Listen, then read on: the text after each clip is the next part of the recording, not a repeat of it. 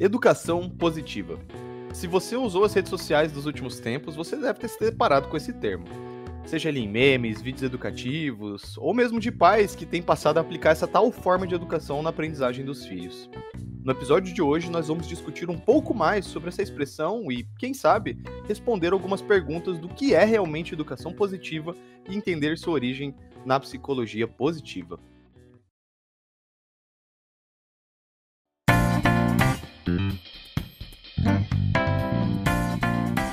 Bom dia, boa tarde, boa noite. Não sei de onde você nos escuta, mas eu sou a Nath.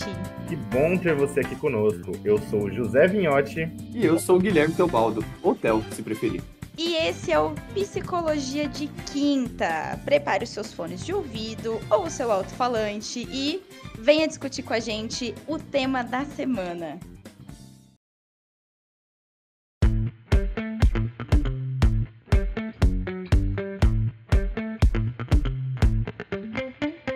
Bom, acho que pra começar esse episódio, né, já que a gente citou um pouquinho dos memes, eu devo dizer que meu Instagram está bombardeado, né, de memes e coisas relacionadas à educação positiva, e que às vezes eu fico com dúvida se são realmente coisas relacionadas à educação positiva, né? A gente vê, aliás, o último que eu vi, né, foi um que era uma mulher falando assim, eu começando a utilizar a educação positiva com meu marido, e ela trazendo assim, amor, você vai lavar louça agora ou daqui a pouco, né, e coisas do gênero, né? Eu vi uma com o pessoal vocês. da Dev, eu vi com o pessoal do mundo Dev também, do tipo assim, você vai querer criar mais uma task pra esse projeto, ou você vai querer fazer, sabe, tipo assim, nesses halls de escolhas, assim, né? Mas o meu tem aparecido bastante e no ex-Twitter, né, também tenho acompanhado. Teve uma moça que lançou essa provocação, assim, no tweet e nossa, isso aí descarregou uma série de outros tweets positivos, negativos, críticas, enfim, né? Bem complexo. Polêmicas de Twitter, porque ainda me recuso a falar X. Né? Até porque, né, acho que o tema educar os filhos é um tema que sempre foi e para sempre será uma questão polêmica, né? Até porque acho que cada núcleo familiar tem lá a sua forma de educar, tem os seus valores e etc. É sim muito difícil a gente ter uma receita para dizer essa é a forma certa, essa é a forma mais indicada. Porém, né, acho que pensando como profissionais da psicologia, a gente enxerga assim com bons olhos algumas práticas e com não tão bons olhos algumas outras também, né? E creio que entrando um pouco mais na temática, né, a grande questão da educação positiva, acho que para além da questão teórica, né, é que rola um embate muito grande, né? Qual seria o embate? Estamos criando crianças ou futuros adultos muito permissivos, né, que não sabem lidar com seus desejos, etc. Mas bom, acho que surpresa não é bem assim, né, na realidade, né? Eu tenho a impressão que, na verdade, a educação positiva ela vem até na contramão disso. Acho que ela ajuda você a ensinar a criança como justamente lidar com frustrações da melhor maneira possível, porque ela traz essa questão dos acordos, né, e das negociações com a criança.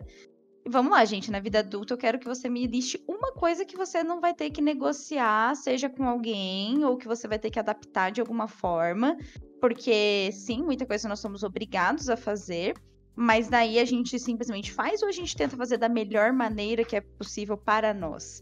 Então a educação positiva, no meu ponto de vista, no que eu já estudei sobre, ela vem nesse intuito de, então, trazer para a criança isso. Sim, você terá que fazer essa atividade agora, mas como você gostaria de fazer essa atividade? Bacana, né? Com algumas coisas vão se relacionando, né? Estou fazendo a leitura de um livro que chama O Amor na Relação Terapêutica, que é da Beatriz Cardella, falecida Beatriz Cardella, que faleceu esse ano, né? Gestalt terapeuta. E bem no comecinho do livro tem uma passagem que fala sobre... Esse livro ele fala sobre as diversas formas de amor, né? Mas um trecho me chamou a atenção e eu acho que se relaciona bastante com o conteúdo, né, desse episódio. E eu vou citar aqui, né? Desde a infância, muitas crianças aprendem a temer a própria espontaneidade, ameaçadas de perder o amor. Substituem as atitudes autênticas por comportamentos que visam obter e preservar o amor dos adultos, ainda que seja de forma condicional. E aí, desenvolvendo, ela comenta que essas crianças podem desenvolver algumas crenças negativas sobre si, sua capacidade de despertar o amor, passando a vivenciar experiências potencialmente amorosas, inundadas por ansiedade e pelo medo que essas crenças se realizem. Podem acumular também situações inacabadas no âmbito das relações afetivas, que bloqueiam ou impedem o fluxo do crescimento, desenvolvendo padrões rígidos e repetitivos de comportamento que dificultarão a vivência única de cada nova relação. E bem, eu acho que trazendo isso, né, não são raros os casos que a gente conhece de pessoas adultas hoje que têm todas essas dificuldades realmente da espontaneidade. E quando a gente fala dessa questão, né, é muito importante frisar que é durante a infância, é quando nós somos crianças, que a gente vai aprender a se relacionar com os nossos desejos, né? A gente vai ter aquela energia muito forte do desejo que nos move, né? Por exemplo, que nem a gente estava conversando antes aqui, eu quero desenhar na parede, né? Esse é um desejo, e como eu lido com ele, né? Não é sobre ser permissivo e deixar a criança desenhar na parede. É sobre fazer entender que, sim, eu posso realizar meu desejo, mas por outros meios também. É lidar, de certa forma, com essa frustração e trazer um pouco de responsabilidade sobre os nossos atos e o que nós podemos fazer para transformar eles efetivamente, né? Sem perder, eu acho que essa livre expressão e essa espontaneidade, como a autora traz aqui no livro, de cada indivíduo, que é tão importante, né? Parando para pensar até sobre essa ótica que você colocou, né, dessa responsabilidade, talvez de produção de bem-estar, é esse o olhar que a psicologia positiva, que é de onde sai a educação positiva, e já a gente vai chegar lá, propõe, né? Inclusive, né, a psicologia positiva foi um movimento, vamos colocar assim, que teve início ali em 97, quando dois psicólogos, né, de origem da Hungria, que me perdoe, eu não vou saber pronunciar o sobrenome dele, mas o nome dele é Mihaly, e o segundo é Martin Seligman, se juntam para trocar algumas ideias sobre como a psicologia, aos olhos deles, focava essencialmente em fenômenos patológicos e não em aspectos literalmente positivos sobre a vida do sujeito, né? Então a psicologia positiva, ela surge como uma forma de busca e produção dessa saúde, desse bem-estar para outros fenômenos que, de acordo com eles, não tinham tanto o enfoque da psicologia. E a gente até trouxe aqui um pouco antes da gravação, né, de realmente a psicologia, ela tem um olhar tão intensificado às vezes para patologias e para doença e para o mal-estar, que nós, às vezes, ficamos sem recursos para administrar de fato, com programas e instrumentos, esses outros aspectos da subjetividade humana. Seja o engajamento, seja o interesse, seja o próprio bem-estar, que, claro, às vezes vem decorrência do processo terapêutico, mas essa linha surge com esse olhar. E a educação positiva justamente surge a partir disso, né? No caso, aí, mais de uma década depois, né, esse termo educação positiva surgiu ali no ano de 2008, foi num encontro, né, de um desses psicólogos, o Seligman, e membros de uma equipe de uma escola, né, na Austrália, chamada Geelong Grammar School, que uma sigla chama GGS, né, que foi a primeira escola a aplicar a educação positiva no mundo, né, que tem como foco, no final das contas, essa produção do bem-estar. Então, de forma geral, só para trazer uma definição aqui pra gente do que é educação positiva, ela é nada mais, nada menos do que a psicologia positiva aplicada à educação, né, que preconiza ali que as habilidades para o bem-estar podem e devem ser ensinadas nas escolas, ou como nós vemos aí nas redes sociais, pelos pais também, junto às habilidades tradicionais para qualificação e realização profissional, né? E acho que o termo positivo, ele... Bom, pra mim, que sou analista do comportamento, ele é... Lembra positivismo, né, Natália? Complexo. Né?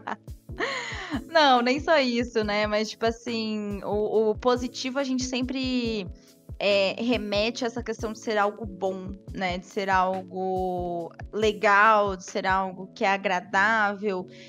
Quando eu gosto de ver ele como uma situação, tipo assim, o positivo ele agrega, né? Ele traz muito mais essa questão do positivo Soma, no né? sentido de soma, exato, porque quando você vai por esse lado só de ser bom, tem escolhas que a gente toma na nossa vida pensando assim, beleza, se eu fizer isso, qual a consequência que isso vai me trazer?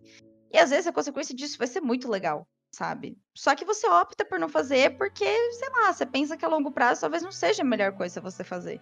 Então, não quer dizer que, tipo, uma situação que seja momentaneamente desagradável, ela não te agregue de alguma forma, ela não seja positiva também de alguma forma, sabe? Então, por isso que acho que trazer esse viés de que a frustração ela é importante, é também para justamente a gente não só fazer esse contraponto de que, quando eu também fico muito alegre, eu também me sinto muito bem, né? Mas também para entender esse equilíbrio das coisas que acontecem na nossa vida, né? Então, para os pais entenderem essa noção, a gente, tipo assim, enquanto adulto, a gente sabe às vezes o que é benéfico e bom, positivo para uma criança. Mas como trazer essa visão para que a criança também entenda isso e não entenda só como uma lógica de imposição, sabe? Mas entenda como uma lógica de escolha, entenda como uma lógica de, ok, eu estou fazendo isso por conta disso, né? Então, acho interessante esse lado que a educação positiva traz, que é entender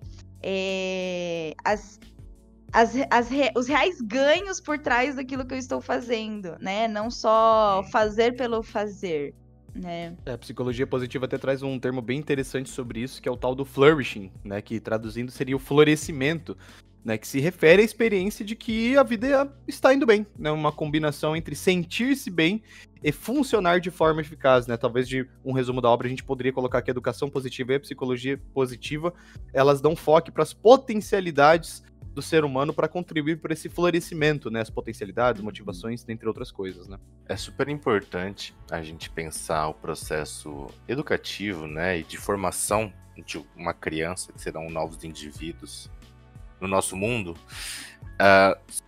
para além, eu acho que só da ótica dos valores, né? Muito é dito, não, a educação vem de casa, né? E quando a gente fala dessa forma, muitas vezes fica só os valores vêm de casa, né? E muitas vezes esses valores são totalmente enrijecidos e pouco flexíveis. Sendo que, cada vez mais, a gente precisa de mais flexibilidade, né? De pensamento, de raciocínio, para lidar com frustrações, etc. Até porque nós somos seres sociais e, bom, nossa vida se desenvolve através do social, né? Então, justamente valorizar essa forma de ser, essa livre expressão das crianças é muito importante.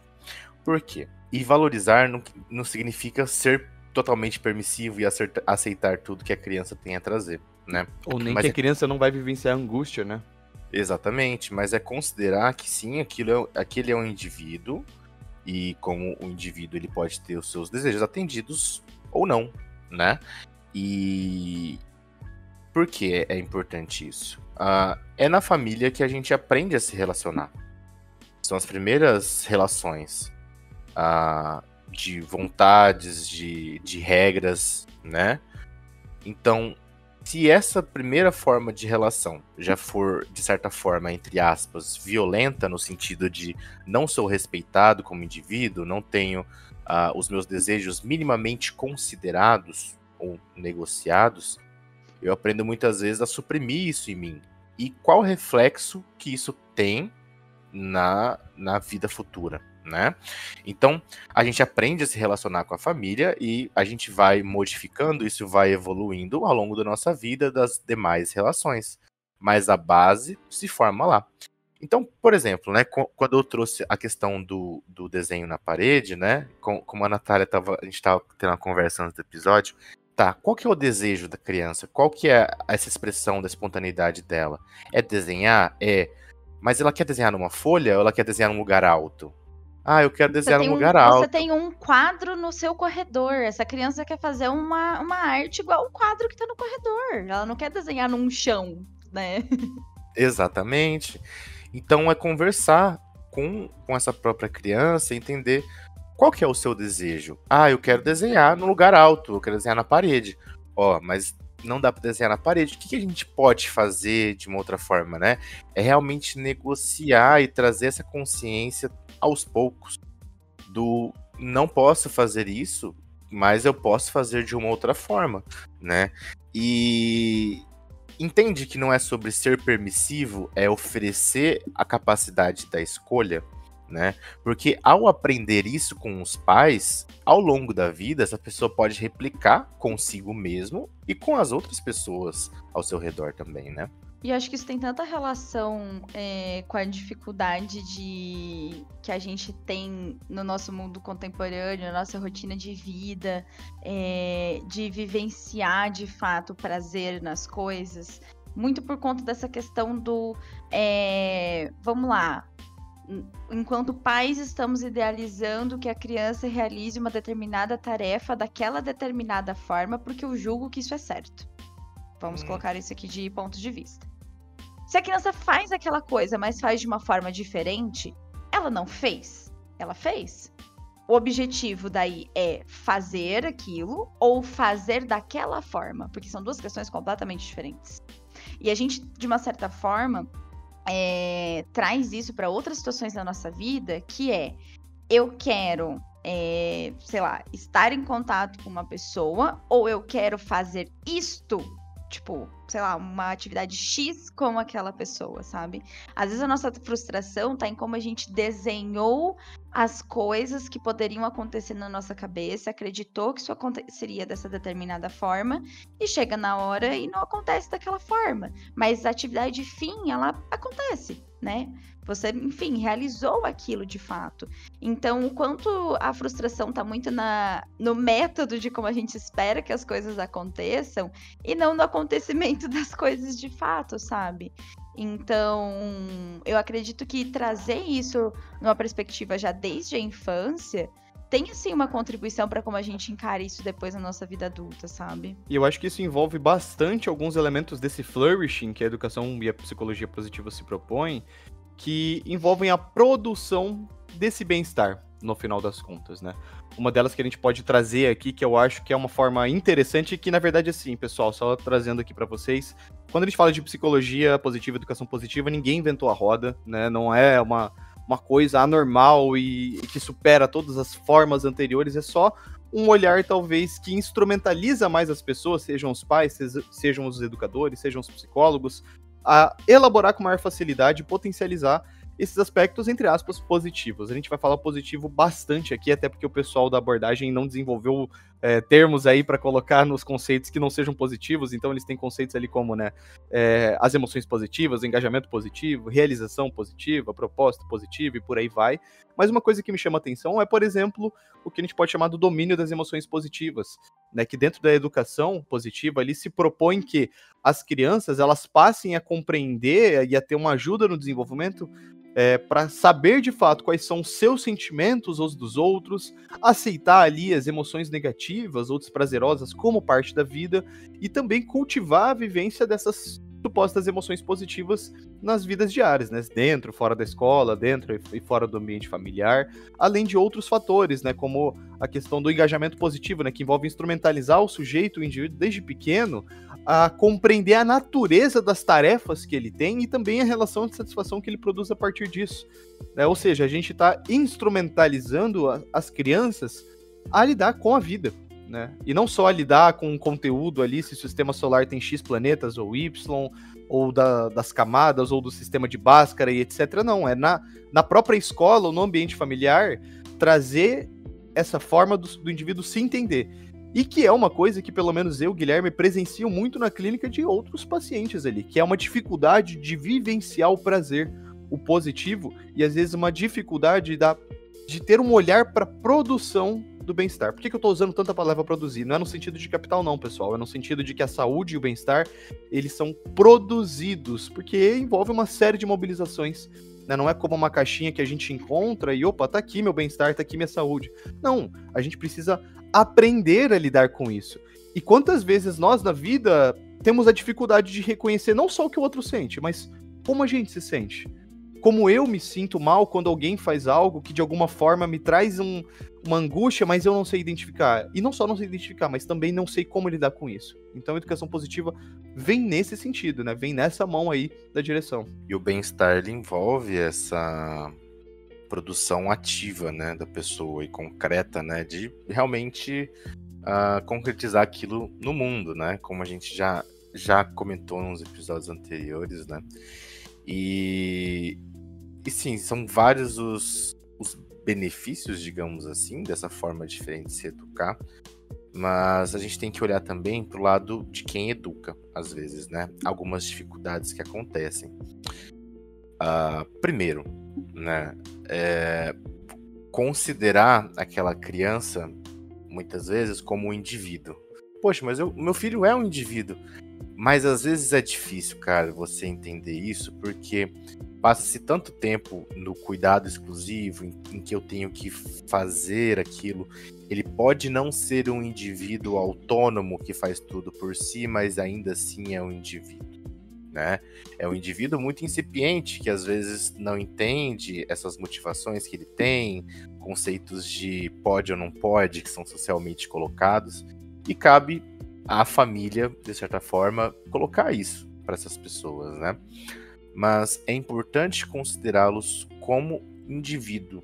E isso é difícil, porque um indivíduo muitas vezes vai discordar de você. Ele vai querer que você o convença, por exemplo. E creio que muito pela forma como funciona o mundo e a vida hoje na contemporaneidade, os pais querem ter o mínimo de trabalho possível, né? Eles não querem ativamente ter que sentar e explicar o porquê que não pode desenhar na parede, quais são as opções que eu tenho, e além das opções, viabilizar para que elas aconteçam. É muito mais fácil eu falar, não desenhar na parede, brigar com a criança, tirar o giz Por da que mão não? dela. Por que não pode? Ah, mas por quê? Porque sim, tô mandando. Exatamente. O porque sim é clássico. Qualquer millennial aí já vivenciou isso com os pais, porque essa foi a trend dos nossos pais de educação, né? Porque eu tô aqui. Quando você for pai, você dá ordem. Você vai entender. É, Exato. Exatamente.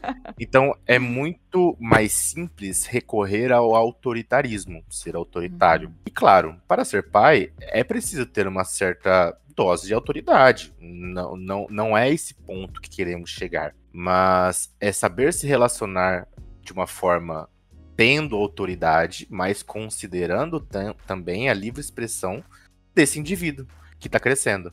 E você falou uma palavra agora, essa questão da livre expressão, e tem um texto, até comentei aqui com os meninos antes da gente começar a gravar esse episódio, que é do Hélio José Guilherme, esse texto é de 2002. E ele fala sobre autoestima, autoconfiança e responsabilidade. Ele é um guia de 29 páginas sobre tudo isso que a gente está conversando. Serve para adultos, mas principalmente para pais que querem desenvolver essas 3 esferas da vida nos filhos, né? Autoestima, autoconfiança e responsabilidade. E eu falo um guia porque ele traz atividades para você fazer, reflexões, conclusões. Ele realmente, assim, é um material incrível, esse artigo do Guilherme. E eu acho interessante que na conclusão que ele traz, quando ele tá falando de autoestima, quando ele tá falando de autoconfiança e quando ele tá falando de responsabilidade, em todas elas, ele fala sobre como essas 3 esferas, esses três sentimentos, de uma certa forma, né? Eles estão associados à pessoa se sentir livre, a pessoa se sentir capaz de tomar iniciativas, a pessoa se sentir não coercitiva, né? No sentido que nem a gente trouxe aqui de autoritarismo, mas no sentido de compreensão, né? Vi até uma frase esses dias que eu acho que encaixa aqui, e eu achei particularmente muito bonita, que desejo que você tome as suas escolhas, mesmo que elas forem erradas, mas que você as tome. E quando a gente fala em lidar com a frustração também, né? Voltando, acho que para a ótica dos pais, às vezes é frustrante você ter um indivíduo ali que vai cometer erros. E muitas das vezes, esses erros vão ter que ser consertados por você, né? Então, muitas vezes, essa educação positiva que temos que passar para os filhos, também ela deve ser passada por a gente. É preciso que a gente se modifique também estruturalmente para que quando o nosso filho cometer um erro, a gente não subjugue ele. Por exemplo, acontece muito. A vida inteira da pessoa, os pais não deixaram ela fazer nada. Então, a pessoa ia lavar um prato, mas você não lava direito, deixa que eu faço. A pessoa vai arrumar o quarto, nossa, você não sabe fazer nada, deixa que eu faço. E aí, quando a pessoa cresce e vai fazer, ela sente um medo tão grande de fazer errado aquilo, porque ela não teve, acho que, esse espaço para, de fato, errar, né? E ter sido acolhida. Liberdade.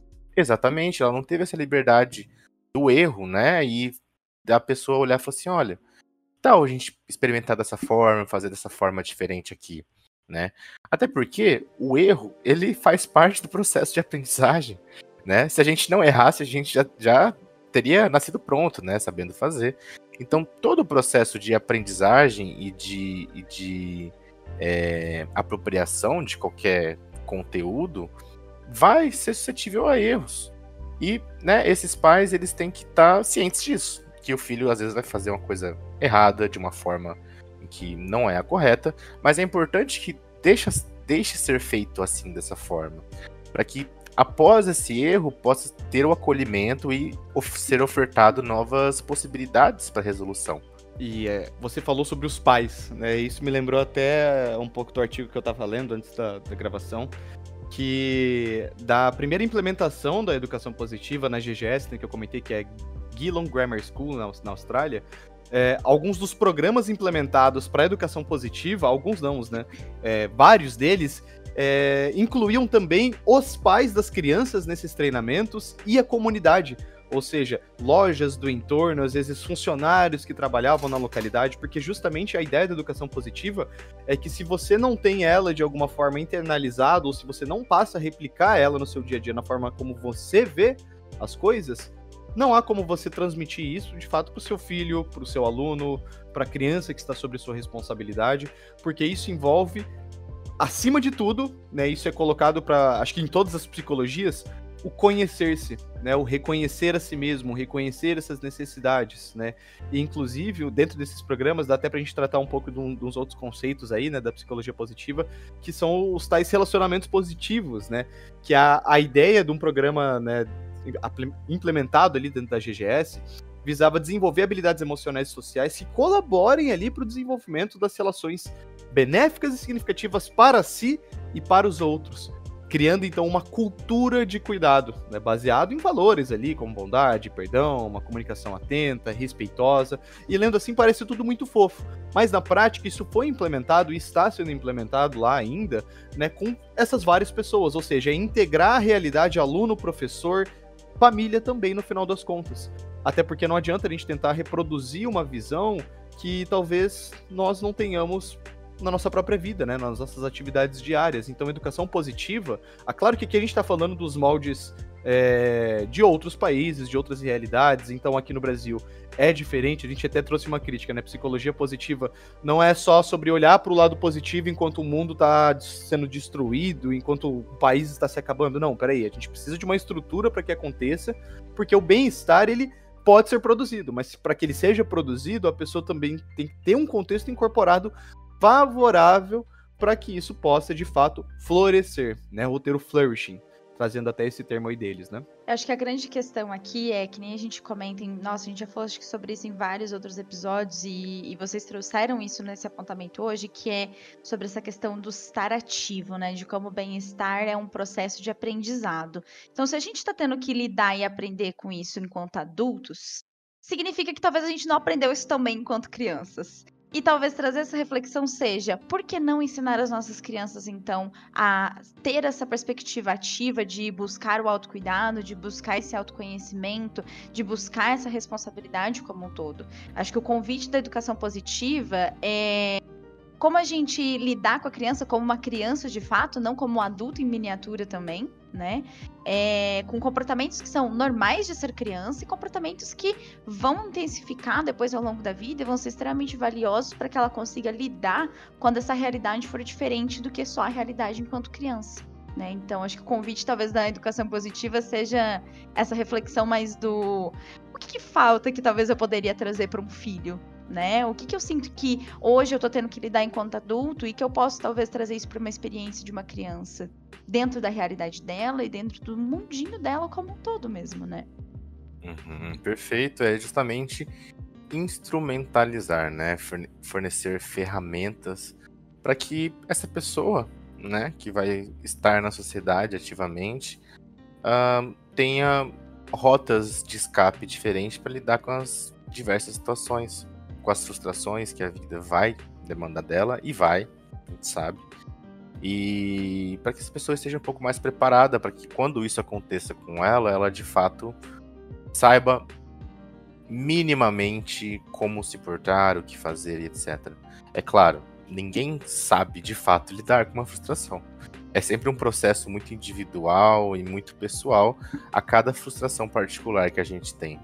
Mas ter essas ferramentas é um caminho que ele começa a ser trilhado. E ele pode começar a ser trilhado cedo. E quanto antes, melhor. Perfeito. E aí até traz uma pergunta mais provocativa aqui pra você, então, que tá nos ouvindo do outro lado, né? Até porque nós vemos muitos conteúdos, principalmente, né, eu brinco aqui dos millennials, né? Mas quem é millennial vê muita coisa sobre as dificuldades de não se conseguir comprar uma casa, de não se ter tanto dinheiro quanto nossos pais tinham, proporcional à época deles, etc. Mas será que o mundo contemporâneo é tão difícil e carregado de angústia, ou nós que não sabemos contemplar a realidade e a plenitude das coisas? E talvez, no final das contas, seja um pouco dos dois, né? Cabe a você aí talvez entender um pouco mais dessa resposta, mas como nós vimos até aqui, a educação positiva vai muito além de trabalhar só com duas opções, né? Ah, você quer comer milho ou quer comer feijão, né? Quando você vai propor algo para o seu filho. Envolve conhecer a si mesmo para também compreender o mundo. E por aí vai. Você que está nos ouvindo, você tem trabalhado e desenvolvido uma forma mais ampla e positiva de perceber a realidade e a si mesmo? Talvez seja a hora de começar. E se tiver com dificuldade para compreender, busque a psicoterapia. Pode ser um ótimo instrumento para isso. Todas as fontes utilizadas para a produção desse episódio estão disponíveis no link da descrição. O Psicologia de Quinta é uma produção do Espaço Kinesis Psicologia. Novos episódios todas as quintas. Entre em movimento com a gente!